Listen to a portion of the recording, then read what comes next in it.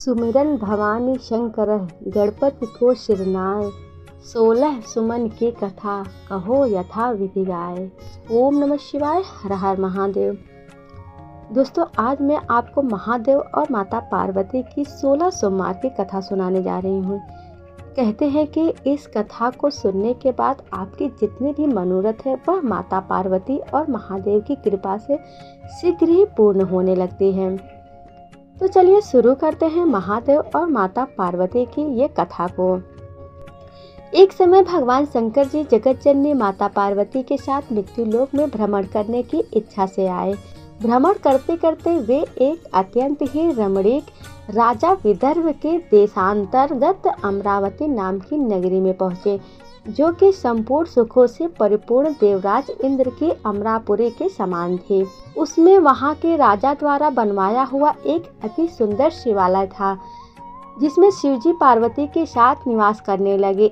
एक दिन पार्वती जी ने प्राणेश्वर महादेव जी को अपने ऊपर प्रसन्न जान कुछ मनोविनोद करने की इच्छा से बोले कि हे नाथ, आज हम और आप दोनों चौसर खेलेंगे। महादेव जी ने अपने प्राण वल्लभा की बात स्वीकार कर चौसर खेलने लगे। उस समय मंदिर का पुजारी शिवजी की पूजा करने आया। तभी पार्वती जी बोली कि हे विप्र, बताओ इस बाजी में हम दोनों में से कौन जीतेगा। ब्राह्मण बिना विचारे ही बोल उठा कि महादेव जी जीतेंगे। जब बाजी खत्म हुई तो पार्वती जी जीत गए। तत्पश्चात वे क्रोधित होकर ब्राह्मण को झूठ बोलने के अपराध में शाप देने लगे। महादेव जी ने उन्हें बहुत समझाया, परंतु उन्होंने ब्राह्मण को कोढ़ी होने का श्राप दे ही दिया। कुछ दिन बाद ब्राह्मण के सारे शरीर में कोढ़ हो गई। अब तो ब्राह्मण बहुत दुखी हुआ। इस प्रकार उसे काफी दिन बीत गए। एक दिन देवलोक की कुछ अप्सराएं महादेव जी की पूजा करने उस मंदिर में आई। पुजारी को कोढ़ से दुखी देखकर उनसे इसका कारण पूछने लगे।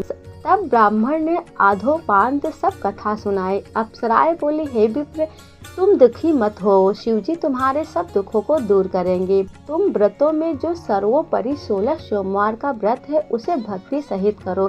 तब पुजारी अपने दोनों हाथ जोड़कर अति विनम्र वचनों से उन अप्सराओं से 16 सोमवार के व्रत की विधि पूछने लगे। अप्सराएं बोली, हे विप्र, जिस दिन सोमवार हो उस दिन भक्ति भाव से व्रत करे। ऐसा करने से शिवजी की कृपा से उसके सब मनोरथ पूर्ण होते हैं। ऐसा कहकर अप्सराएं स्वर्ग को चले गए। ब्राह्मण ने उनके बताए गए विधि विधान के अनुसार 16 सोमवारों का व्रत किया और शिवजी की कृपा से वह कोढ़ मुक्त हो आनंद से रहने लगे। कुछ दिन बाद शिवजी पार्वती जी उस मंदिर में आए। तभी पार्वती जी ने ब्राह्मण को निरोग देख उससे इसका कारण पूछा, तो उन्होंने 16 सोमवारों के व्रत कथा कह सुनाई। तब पार्वती जी ने प्रसन्न हो व्रत करने के लिए उनसे व्रतों की विधि पूछी, जिसके कारण उनके रूठे हुए पुत्र स्वामी कार्तिकेय जी माता के आज्ञाकारी पुत्र हुए। एक दिन कार्तिकेय जी ने अपने विचारों को माता के प्रति बदला हुआ जान उनसे पूछा, हे माता, आपने ऐसा कौन सा उपाय किया जिससे मेरा मन आपकी ओर आकर्षित हुआ। तब पार्वती जी ने उन्हें 16 सोमवार की व्रत की कथा कह सुनाई। वे बोले, ये व्रत मैं भी करूंगा, क्योंकि मेरा मित्र विदेश गया है, मेरी उससे मिलने की इच्छा है। जब उन्होंने भी व्रत को किया तो उनको प्रिय मित्र मिल गया। तब मित्र ने मिलने के भेद को उनसे पूछा। वे बोले, हे मित्र, मैंने 16 सोमवार का व्रत किया जिसके प्रभाव से तुम मिले। अब उस ब्राह्मण मित्र ने भी अपने विवाह की इच्छा करके इसका विधि विधान उनसे पूछा और यथाविधि व्रत किया। एक दिन व्रत के प्रभाव से किसी कार्यवश वह विदेश गया। वहां राजा की लड़की का स्वयंवर था। राजा की यह प्रतिज्ञा थी कि जिस किसी के गले में स्वर्ण आभूषणों से अलंकृत हथनी वर माला डाल देगी, उसी के साथ इसका विवाह कर दूंगा। शिवजी की कृपा से ब्राह्मण स्वयंवर देखने की इच्छा से राजसभा में एक ओर जा बैठा। नियत समय पर सर्व आभूषणों से सुसज्जित राजकुमारी आई और ब्राह्मण के गले में वरमाला डाल दी। राजा ने प्रतिज्ञा अनुसार बड़ी धूमधाम के साथ अपनी प्रिय पुत्री का विवाह ब्राह्मण के साथ कर दिया और उन्हें बहुत सा धन देकर संतुष्ट किया। ब्राह्मण सुंदर राजकुमारी को पाकर सुखमय जीवन बिताने लगा। एक दिन राजकन्या ने पति से पूछा, हे नाथ, आपने कौन सा पुण्य किया जिसके बल से मैंने सब राजकुमारों को छोड़कर आपको वरण किया। ब्राह्मण बोला, हे प्रिय, मैंने अपने मित्र स्वामी कार्तिकेय द्वारा बताए गए 16 सोमवारों का व्रत किया, जिसके प्रभाव से मुझे तुम राजलक्ष्मी प्राप्त हो गई। व्रत के प्रभाव को सुन वह बहुत आश्चर्यचकित हुई और पुत्र की कामना से व्रत करने लगी। शिवजी की कृपा से उसके गर्भ से सर्वगुण संपन्न सुशील एक पुत्र पैदा हुआ। माता पिता उस पुत्र को पाकर बहुत ही प्रसन्न हुए और अनेक प्रकार से उसका लालन पालन करने लगे। जब पुत्र बड़ा हुआ तो उसने अपनी माता से पूछा कि आपने ऐसा कौन सा श्रेष्ठ उपाय किया जिसके बल से मैं तेरे गर्भ में पैदा हुआ। राजकुमारी ने अपने पुत्र के वचन सुन 16 सोमवार की व्रत कथा विधि कह सुनाई। पुत्र ने ऐसे व्रत को जो सब मनोरथ को पूर्ण करने वाला है सुना तो राज्य अधिकारी पाने की उत्कंठा से व्रत करने लगा। तब एक देश के वृद्ध राजा ने कुछ दूतों को अपनी कन्या के योग्य वर ढूंढने को भेजा। उन्होंने आकर उसी ब्राह्मण राजकुमार को जो कि सर्वगुण संपन्न था वरण किया और राजा ने अपनी पुत्री का विवाह उसके साथ कर दिया। राजा के स्वर्गलोक गमन होने पर यही ब्राह्मण गद्दी पर बैठाया गया, क्योंकि राजा को कोई पुत्र नहीं था। राज्य के पाने पर भी ब्राह्मण 16 सोमवार का व्रत करता ही रहा। जब 17वां सोमवार आया तो उसने अपने प्राण वल्लभा से पूजा सामग्री लेकर शिवालय में चलने को कहा। राजपुत्री ने उसकी आज्ञा पर कुछ भी ध्यान नहीं दिया और सामग्री अपने दासियों द्वारा भिजवा दी। खुद राजकुमारी नहीं गई।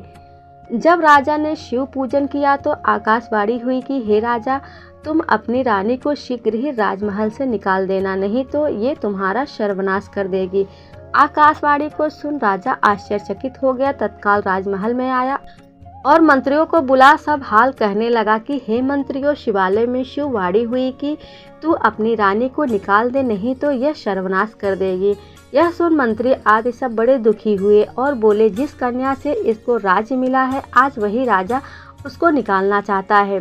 अंत में राजा ने उसे निकाल ही दिया। रानी दुखी हृदय से अपने भाग्य को कोसती हुई नगर से बाहर निकल गई। बिना पद फटे वस्त्र पहने भूख से व्याकुल धीरे धीरे चलकर एक नगरी में गई। वहाँ एक बुढ़िया सूत काट कर बेचने जा रही थी। बुढ़िया उसकी दुखित दशा देखकर बोली, चल तू मेरे साथ सूत बिकवा दे, मैं विद्ध हूँ। यह सुन रानी ने उसके सिर पर से गठरी उतार अपने सिर पर रख ली। उसी समय ऐसी आंधी आई कि उसका सब सूत आधी में उड़ गया। बुढ़िया ने दुखित हो उसको अपने पास से हटा दिया। अब रानी एक तेली के घर पर गई तो उसके सब तेल के घड़े उसी वक्त शिवजी के कोप से चटक गए। यह देख तेली ने भी रानी को अपने यहाँ से निकाल दिया। अत्यंत दुख पाती हुई वह एक नदी के किनारे पर गई तो उसका सब पानी सूख गया। तत्पश्चात वन में एक तालाब की सीढ़ी उतर पानी पीने को हुई कि उसका जल नीला तथा असंख्य कीड़ाओं से युक्त गंदा हो गया। प्यास से व्याकुल रानी ने उसी जल को पीकर एक पेड़ की सुंदर शीतल छाया में विश्राम करना चाहा तो पेड़ के नीचे जाते ही उसके सब पत्ते सूखकर जमीन पर गिर पड़े। उस वन के कुछ ग्वाला जो गाय चराते तथा पानी पिलाते थे उस वन की ऐसी दशा देखकर बड़े ही दुखी हुए। उन्होंने अपने गोसाई जी से, जो कि उस वन में मंदिर के पुजारी थे, सभी कथा कह सुनाई और रानी को पकड़कर उनके पास ले गए। उसके मुख की कांति तथा शरीर को कुम्हलाया हुआ देख वह जान गए कि यह कोई राजपुत्री है और विधि गति की मारी है। ऐसा सोच पुजारी जी ने कहा, हे बेटी, तू मेरी पुत्री के समान है, अतः तू मेरे आश्रम को चल। वह उनके वचन सुन हृदय में धैर्य धारण कर आश्रम में रहने लगे। जब रानी भोजन बनाती तथा पानी लाती तो उसमें कीड़े पड़ जाते थे। अब तो गोसाई जी भी बड़े दुखी हुए और उससे बोले, बेटी बताओ, तुम्हारे ऊपर किस देवता का कोप है जिससे तुम्हारी यह दशा हुई है। गोसाई जी की बात सुनकर रानी ने आधोपांत सब कथा कह सुनाए। तब गोसाई जी भूतेश्वर भगवान शिव जी की अनेक प्रकार से स्तुति करने लगे और रानी से बोले, पुत्री, तुम अब सब कामनाओं को पूर्ण करने वाला लगातार 16 सोमवार का व्रत करो और उसके प्रभाव से तुम अपने कष्टों से मुक्ति पाओगी। रानी ने गोसाई जी के कथानुसार 16 सोमवारों का व्रत यथाविधि समाप्त किया और 17वें सोमवार के पूजन से राजा के हृदय में ये विचार उत्पन्न हुए कि रानी को गए हुए काफी दिन हो गए हैं, न जाने कहाँ भटक रही होगी। यह सोचकर राजा ने उसे ढूंढने को चारों तरफ दूत भेजे। दूर ढूंढते ढूंढते गोसाई जी के आश्रम में गए। वहां रानी को देख उनसे मांगने लगे, परंतु गोसाई जी ने उन्हें ले जाने से मना कर दिया।